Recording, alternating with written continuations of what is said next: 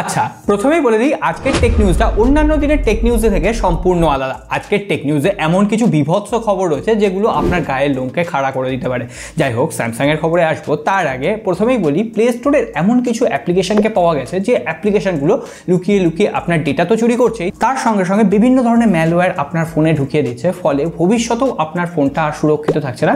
Continuously সেই সমস্ত অ্যাপ্লিকেশনগুলো আপনার ডেটা ট্র্যাক করতে পারছে। এখনো পর্যন্ত অ্যাপ্লিকেশনগুলোর ডাইরেক্টলি নাম কিন্তু গুগল সামনে আনতে পারেনি, তবে গুগল প্লে স্টোরের প্রায় 5.5 মিলিয়ন ইউজার কিন্তু এই ম্যালিশিয়াস যে সমস্ত অ্যাক্টিভিটি রয়েছে সেক্ষেত্রে সাফার করছেন। আর এর ভেতরে গুগল একটাই বলেছে, যে সমস্ত অ্যাপ্লিকেশনগুলো রয়েছে সেগুলো বেশিরভাগ photo editing application, health parameter tracking application, এর সঙ্গে সঙ্গে আরেকটা হচ্ছে পিডিএফ রিডার এবং কিউআর কোড স্ক্যানার। সুতরাং এই ধরনের অ্যাপ্লিকেশন যখন আপনি প্লে স্টোর থেকে ডাউনলোড করবেন অবশ্যই সাবধানে ডাউনলোড করবেন। কোনো রকম অপরিচিত অ্যাপ্লিকেশন কাইন্ডলি এখন অ্যাপ্লিকেশন ডাউনলোড করার দরকার নেই, তাহলে নিজের বিপদ নিজে ডেকে আনবেন। আর এই ধরনের সাবধানতা, এই ধরনের কোথায় কি হচ্ছে টেক জগতে সবার আগে জানার জন্য অবশ্যই সাবস্ক্রাইব করে ঘন্টিটা বাজিয়ে রাখবেন। আর হ্যাঁ, 1,500 লাইক, এটা দাদা আপনাদেরই পরিবার, 1,500 লাইক করার দায়িত্ব আরও একবার আপনাদের দিয়ে পরবর্তী খবরগুলো দেখেন। এবার সরাসরি তাহলে অ্যাপেলের খবরে চলে আসি। আজকে একটা সেন্সার টাওয়ারের নতুন সমীক্ষা থেকে দেখা যাচ্ছে গুগল প্লে স্টোর থেকে যত না অ্যাপ্লিকেশন পারচেস করা হয় বা ইন অ্যাপ পারচেস বেশি হয়, তার থেকে অনেক অনেক বেশি পারচেস হয় অ্যাপ্লিকেশন স্টোর থেকে, মানে অ্যাপেলের অ্যাপ স্টোর থেকে। অর্থাৎ অ্যাপেল বা আইওএস ডিভাইসে মানুষ কিন্তু এখনো পর্যন্ত কিনে সফটওয়্যার ব্যবহার করাই বেশি স্বাচ্ছন্দ্য বোধ করেন, কারণ অ্যাপেলের ডিভাইস কিনছেন মানেই তার প্রথম প্রায়োরিটি থাকে যে আমার ফোনটা সিকিউর হতে হবে। তাই জন্য অ্যাপেলের ইউজাররা ওই থার্ড পার্টি অ্যাপ্লিকেশান বা ওই জোর করে অ্যাপ্লিকেশান ইনস্টল করা এই সবের উপর ভরসা না রেখে একটু পকেটের টাকা বেশি খরচ করেন। আজকে কত তারিখ মনে আছে তো? যদি মনে না থাকে একবার মনে করিয়ে দিই, আজকে হচ্ছে 10 জুন। অ্যাপেলের হিস্ট্রিতে মানে অ্যাপেলের ইতিহাসে আজ পর্যন্ত এত বড় আপডেট রিলিজ হয়নি। আজকে iOS 18 এর আপডেট অফিসিয়ালিভাবে রিলিজ হচ্ছে। তবে মিং-চিং কুও, যিনি বিভিন্ন অ্যাপেলের লেটেস্ট লিক দেন, তিনি বলেছেন অ্যাপেল আজকে সমস্ত তার যে ফিচার রয়েছে, এআই ফিচার রয়েছে, সেগুলো ইন্ট্রোডিউস করবে না, সেগুলো আস্তে আস্তে ধাপে ধাপে অ্যাপেল তার ডিভাইসে ইমপ্লিমেন্ট করবে। কিন্তু দেখা যাক iOS 18 এ আমরা নতুন কি কি ফিচার পাই। অলরেডি iOS 18 নিয়ে আমরা ভিডিও রেডি করে ফেলেছি, এডিট করা বাকি, আশা করছি আগামীকাল দিয়ে দিতে পারবো। কিন্তু সব থেকে বড় কথা, এবার আর জোর করে ওই অ্যাপেলের ডিভাইসে আপনাকে কোনো রকম অ্যাপ্লিকেশন লক করতে হবে না শর্টকাটের ইউজ করে। আপনি এবার সহজেই ফেস আনলক অ্যাপেলের ডিভাইসে ব্যবহার করতে পারবেন। সেটিংসেই আপনার অ্যাপ লকের অপশান কিন্তু iOS 18 এ দিয়ে দেওয়া হয়েছে। অবশেষে অফিসিয়ালি কোন কোন ডিভাইসে অ্যান্ড্রয়েড 15 এর আপডেট আসবে সেটা রিলিজ হয়ে গেল। আমি এত ডিভাইসের নাম তো এখানে বলতে পারছি না, আমি ডেসক্রিপশন বক্সে একটা লিঙ্ক দিয়ে রাখবো, সেই লিঙ্কে গেলেই আপনারা বুঝে যাবেন যে অ্যান্ড্রয়েড 15 এর এলিজিবল ডিভাইস কী কী রয়েছে। সো আগে গিয়ে লিঙ্কটা চেক করুন আর তারপরে বলুন আপনার ডিভাইসে অ্যান্ড্রয়েড 15 এর আপডেট আসবে কিনা। কমেন্ট বক্সে লিখে জানাবেন মডেল নাম্বার সঙ্গে। একটা সময় ছিল স্মার্টফোন কোম্পানিগুলো ফাস্ট চার্জিং এর পেছনে ছুটছিল, কিন্তু তারপরে এই দৌড়টা একটু কমে যায়। কিন্তু হ্যাঁ, এবার রিয়েলমি আবার সেই দৌড়ে ঝাঁপাতে চলেছে। রিয়েলমি বলেছে তারা 300 ওয়াটের চার্জিং টেকনোলজির ওপর কাজ করছে, যেটা একটা স্মার্টফোনকে মোটামুটি 5 থেকে 7 মিনিটে ফুল চার্জ করে দেবে।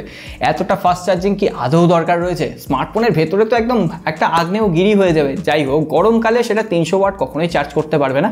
অ্যাকচুয়ালি এখন যে 100 ওয়াট বা 120 ওয়াটের ফাস্ট চার্জিং টেকনোলজি দেওয়া হচ্ছে, সেগুলোও কিন্তু গরমকালে তার চার্জিং স্পিডকে স্লো ডাউন করছে। ফোনের টেম্পারেচার বেড়ে যাচ্ছে, তাই জন্য চার্জিং স্লো ডাউন হচ্ছে। সুতরাং এত যে ফাস্ট চার্জিং ব্যাপারটা, সেটা কিন্তু আলটিমেটলি গিমিকি থেকে যাচ্ছে। তো দেখা যাক রিয়েলমি কোন ফোনের সাথে 300 ওয়াট চার্জিং ইন্ট্রোডিউস করে। এই সদ্য আমরা ভিভো V30 লাইটের রিভিউ এবং আনবক্সিং করেছিলাম, মনে পড়ছে তো? বেশ ভালো ক্যামেরা স্মার্টফোন ছিল।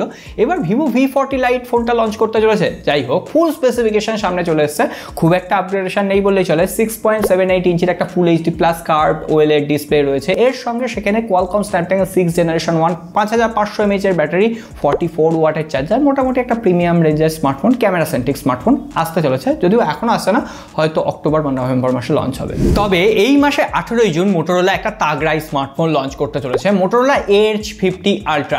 অলরেডি মোটোরোলা Edge 50 Pro যথেষ্ট জনপ্রিয় একটা স্মার্টফোন ছিল। তারপরে মোটোরোলা Edge 50 Fusion, অলরেডি ফোনটার রিভিউ আমরা আপলোড করেছি, আই বাটনের লিঙ্ক আছে, একবার অবশ্যই পারলে দেখে নেবেন। এর সঙ্গে সঙ্গে মোটোরোলা Edge 50 Ultra, এই ফোনটায় কোয়ালকম স্ন্যাপড্রাগন 8s Gen 3 চিপসেট রয়েছে, কার্ভড OLED ডিসপ্লে রয়েছে, 144 হার্জের রিফ্রেশ রেট রয়েছে। স্পেসিফিকেশনের কিন্তু কোনো রকম কমতি নেই। 64 মেগাপিক্সেলের টেলিফটো সেন্সার, 50 মেগাপিক্সেলের প্রাইমারি OIS ক্যামেরা, 4500 5000 mAh এর ব্যাটারি, 120 ওয়াটের ফাস্ট চার্জার, এছাড়াও wireless charging technology, IP68 rating এর মতো সমস্ত স্পেসিফিকেশন দিয়ে এই ফ্ল্যাগশিপ কিলার স্মার্টফোনটা লঞ্চ হতে চলেছে। মোটামুটি আশা করা যাচ্ছে 40 থেকে 45,000 রুপির মধ্যে লঞ্চ হবে। সো ওভারঅল দেখা যাক এখন স্মার্টফোনটা লঞ্চ করুক, তারপরে কত দাম হয়, রিভিউ আনা যায় কিনা, চেষ্টা থাকবে। তবে এত কিছুর পর সব থেকে বেশি যে ফোনটাকে নিয়ে হাইপ তৈরি হবে সেটা হচ্ছে নাথিং এর ছোট ভাই CMA 401। এতদিন পর্যন্ত বিভিন্ন টিজার দেখা যাচ্ছিল, বিভিন্ন নব ঘোরাফেরা করছিল, আজকে ফোনটার একদম এক্সক্লুসিভ ফার্স্ট লুক কেমন হবে সেটা সামনে চলে এসেছে।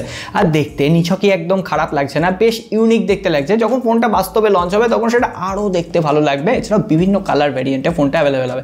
স্পেসিফিকেশান ওই নাথিং ফোন 2 এর একটু অল্পশিষ্ট কম করে থাকবে, আর দাম বলা হচ্ছে 17,000 রুপির আশেপাশে থাকবে।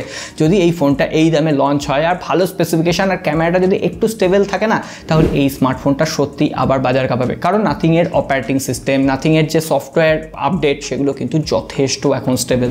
এবার আসি সব থেকে চমকে যাওয়ার মতো খবরে। স্যামসাং এর এক্সিনোস প্রসেসরের যে সমস্ত ফোন রয়েছে সেখানে ভালনারেবিলিটি ইস্যু দেখা গেছে, আর বিভিন্ন সিকিউরিটি রিসার্চার অলরেডি এটা নিয়ে কমপ্লেন করা শুরু করে দিয়েছেন। স্যামসাং এর যে লেটেস্ট সিকিউরিটি প্যাচ লেভেল আপডেটগুলো প্রোভাইড করা হয়েছিল, বিশেষ করে স্যামসাং এর যে সমস্ত ফোনে এক্সিনোসের প্রসেসর রয়েছে, বেশিরভাগ স্যামসাং এর S24, S24 প্লাস, এছাড়াও বিভিন্ন পুরনো কম দামি স্মার্টফোন রয়েছে, সেখানে আপডেট করার সঙ্গে সঙ্গে যে সিকিউরিটি সিস্টেমটা ছিল সেটা অনেকটাই দুর্বল হয়ে গেছে। বিভিন্ন ধরনের সেখানে সিকিউরিটি ফ্লো তৈরি হয়েছে, এমনকি মেমোরি করাপ্ট করে যাওয়া, কোড এক্সিকিউশন, আনঅথরাইজড অ্যাক্সেসের মতো বিভিন্ন ধরনের প্রবলেম কিন্তু সেই ফোনগুলোতে করতে পারে।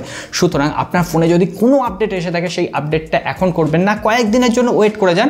আর হ্যাঁ, অলরেডি স্যামসাং কিন্তু অফিসিয়ালি এই স্টেটমেন্ট স্বীকার করে নিয়েছে, আর তারা বলেছে খুব তাড়াতাড়ি একটা কিন্তু আপডেট রোল আউট করবে, ফলে এই প্রবলেমটা স্যামসাং কাটিয়ে উঠতে পারবে। আর তাছাড়াও স্যামসাং আরেকটা জিনিস রেকমেন্ড করেছে, এখন কোনো রকম স্যামসাং এর ডিভাইসে, বিশেষ করে যেগুলো এক্সিনোস ডিভাইসে চলে, সেক্ষেত্রে কোনো রকম থার্ড পার্টি ওয়েবসাইট থেকে অ্যাপ্লিকেশন ডাউনলোড করবেন না, তাহলে আপনার নিজের ক্ষতি নিজে আপনি ডেকে আনবেন। আর তাছাড়াও স্যামসাং এর তরফ থেকে আরও কয়েকটা খবর রয়েছে দিদি। স্যামসাং এর যে Fold 6 ফোনটা জুলাই মাসে লঞ্চ করবে, সেই Fold 6 ফোনে ক্যামেরার কোনো রকম সিগনিফিকেন্ট চেঞ্জ হচ্ছে না। আগের জেনারেশনে যেমন ক্যামেরা ছিল, যেমন ক্যামেরা কোয়ালিটি ছিল, সেই একই ধরনের ক্যামেরা কোয়ালিটি আমরা স্যামসাং এর Fold 6 এ বা Flip 6 এ পাবো। ফোল্ড আর Flip 6 এ আপনি দেখবেন AI করে সমস্ত আপনাদের মাথা খেয়ে ফেলা হবে। যাই হোক, এছাড়াও স্যামসাং এর তরফ থেকে যে বাজেট ফোনগুলো রয়েছে, স্যামসাং এর A16, A06, এই সমস্ত ফোনগুলো এই বছরের ডিসেম্বর মাসে লঞ্চ করবে। আর স্যামসাং 2024 এবং 25 সালে যে সমস্ত বাজেট ক্যাটাগরি স্মার্টফোন লঞ্চ করবে, সেখানে বেশিরভাগ তারা এক্সিনোসের প্রসেসর ব্যবহার করবে, সেটাই এখনো পর্যন্ত খবর রয়েছে। তো দেখা যাক স্যামসাং কি করতে পারে আদপে। এছাড়াও স্যামসাং এর যে S24 ফ্যান এডিশন, সেই ফোনটারও একদম অ্যান্টনি রিসেন্ট টুইটার হ্যান্ডেল থেকে ফুল স্পেসিফিকেশন চলে এসেছে। আগেও স্পেসিফিকেশন বলেছি, আপনাদের সামনে দিয়ে দিলাম। কিছু কিছু রিজিয়নে কোয়ালকম স্ন্যাপড্রাগন 8 জেনারেশন 3 থাকবে, আর আমাদের রিজিয়নে ওই এক্সিনোসের 2400 থাকছে। তবে বলা হচ্ছে আগের জেনারেশনের থেকে 90% পারফরমেন্স এবং জিপিইউতে নাকি বুস্ট দেখা যাবে। বলেছিলাম না, এবার প্রত্যেকটা টেক নিউজে একটা করে টেক ফ্যাক্ট আপনাদের সাথে শেয়ার করব। আপনারা অনেকেই ব্লু লাইট ফিল্টার ব্যবহার করেন লো লাইটে স্মার্টফোন যখন ব্যবহার করছেন তখন, কিন্তু আজকে একটা নতুন রিসার্চ স্টাডিতে দেখা যাচ্ছে আপনি ব্লু লাইট ফিল্টার যেটা ইউজ করছেন সেটা কিন্তু আপনার স্লিপ কোয়ালিটিকে বাড়াতে পারছে না। নর্মাল ফোন যখন আপনি ইউজ করছেন তখনও যে স্লিপ কোয়ালিটি, অর্থাৎ ঘুমের যে ডেপটা থাকছে, ব্লু লাইটেও সেই ঘুমের ডেপটা একই থাকছে। তবে হ্যাঁ, কিছু কিছু রিসার্চার আবার এটা বলছেন যে হ্যাঁ, ব্লু লাইট শুধুমাত্র যে আপনার ঘুমটাকে সঠিকভাবে করাবে এমন তো নয়, ব্লু লাইট চোখটাকে আপনার অনেকটা প্রোটেক্ট রাখতে সাহায্য করে। তো এটা নিয়ে অনেকটা বিতর্ক তৈরি হয়েছে। তো দেখা যাক, রিসার্চের আরও বেশ কিছু পদ্ধতি এগোলে তখন আপনাদের সাথে বাকি খবর শেয়ার করব। অবশ্যই সকলে ভালো থাকবেন, সুস্থ থাকবেন, সাবস্ক্রাইব করে ঘন্টিটা বাজিয়ে রেখে যাবেন। দেখা হবে আগামী পর্বে।